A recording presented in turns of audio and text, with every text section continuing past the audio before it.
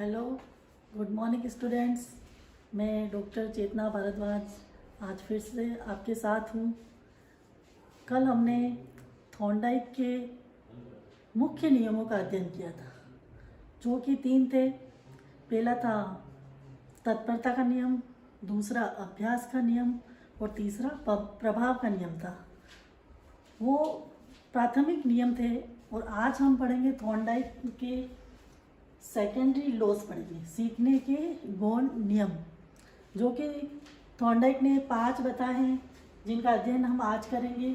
और जिसमें पहला है अभिवृत्ति का नियम, लॉ ऑफ एटीट्यूड। दूसरा है बहु अनुक्रिया का नियम, लॉ ऑफ मल्टीपल रेस्पॉन्स। तीसरा है आंशिक क्रिया का नियम, लॉ ऑफ पैर्टियल एक्टिविटी। चौथा है सदृशीकरण का नियम, लॉ ऑफ एनालॉजी।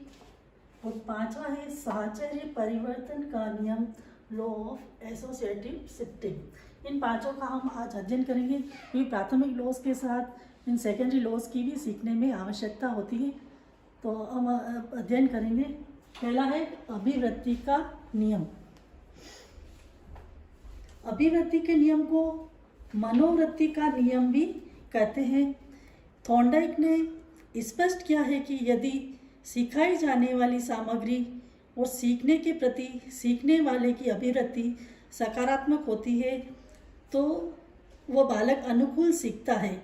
अगर शिक्षक जो सिखा रहा है उसके प्रति बालक की सकारात्मक दृष्टिकोण होता है, उसकी उसमें रुचि होती है, तो वह उसे अधिक सीखता है। इसे मानसिक स्थिति का नियम भी कहते हैं। यह नियम इस बात पर बल देता है कि बाहरी स्थिति की प्रतिक्रिया व्यक्ति की मनोवृत्ति पर निर्भर करती है। अर्थात यदि व्यक्ति मानसिक रूप से सीखने के लिए तैयार है तो वह नवीन क्रिया को आसानी से सीख लेगा। कहने का मतलब ये है कि वो बालक अगर मानसिक रूप से तैयार है, उसको कोई मनोवृत्ति सही है, जैसे उसे स्वस्थ है, नींद नहीं आ रही है, बुखार नहीं है, एकदम स्वस्थ है, कक्षा का वातावरण अनुकूल है, तो वह उसे सीखेगा और सीखने के प्रति उसका सकारात्मक दृष्टिकोण होगा। और दूसरा नियम है बहु अनुक्रिया का नियम, लॉ ऑफ मल्टीपल रेस्पॉन्स। इस नियम के अनुसार व्यक्ति के सामने जब नवीन समस्या आती है तो उसे सुलझाने के लिए विविध प्रकार की क्रियाएं करता रहता है और तब तक करता रहता है जब तक कि वह सही अनुक्रिया की खोज नहीं कर लेता। कभी भी विद्यार्थी के जीवन में बहुत सारी समस्याएं आती है, लेकिन उस समस्याओं को सुलझाने के लिए व्यक्ति बहुत से उपाय सोचता है। उपाय सोचते उसे एक उपाय मिल भी जाता है जिससे उसकी समस्या का समाधान हो जाता है। और समस्या का समाधान होने पर विद्यार्थी और अधिक सीखने के लिए प्रेरित होता है और उसकी समस्या सुलझ जाती है और उसे संतोष भी मिलता है। अगर वह असफल हो जाता है तो वह निराश हो जाता है। इसलिए बालक को कभी भी असफल होने पर निराश नहीं होना है, उसे निरंतर अभ्यास करते रहना है, बार बार अनुक्रिया करनी है, क्योंकि हम बार बार कुछ करेंगे तो हमें उसमें कोई रास्ता मिल ही जाएगा और समस्या का निराकरण हो जाएगा और बालक सीखने के लिए प्रेरित होगा। तो इसीलिए हमें जब भी कभी भी कोई समस्या आती है, कभी हम मैथ्स में सवाल सोल्व नहीं कर पा रहे हैं, कुछ हमें याद नहीं हो रही, तो हमें बार बार नई नई टेक्निक को अपनानी चाहिए और जिससे हमारी समस्या का समाधान हो जाता है। तीसरा है आंशिक क्रिया का नियम, law of partial activity. Law of partial activity, यह नियम इस बात पर बल देता है कि कोई एक प्रतिक्रिया संपूर्ण स्थिति के प्रति नहीं होती है, यह केवल संपूर्ण स्थिति के कुछ पक्षों अथवा अंशों के प्रति ही होती है। जब हम किसी स्थिति का एक ही अंश दोहराते हैं तो प्रतिक्रिया हो जाती है। इस नियम में इस प्रकार अंश से पूर्ण की ओर शिक्षण सूत्र का अनुसरण किया जाता है। आंशिक क्रिया के नाम से हम समझ रहे हैं कि छोटे छोटे मतलब कि पाठ योजना को छोटे छोटे भागों में विभाजित करना, कि हम पाठ योजना को छोटे छोटे भागों में विभाजित करना। आंशिक क्रिया का मतलब यही होता है। आंशिक मतलब उसे छोटे छोटे अंशों में बांटना। आपने जैसे पहले सूक्ष्म शिक्षण कार्यक्रम पढ़ा था, उसमें हमने पाठ को क्या छोटे छोटे अंशों में विभाजित किया, फिर हमने उसकी एक पूरी पाठ योजना बनाई थी, जैसे प्रस्तावना कौशल, श्यामपट्ट कार्य, उद्दीपन परिवर्तन कौशल, प्रश्न कौशल आदि। इन सब को हमने छोटे छोटे कौशल में विभाजित किया पाठ को, और फिर हमने पूरे पाठ को सीखा।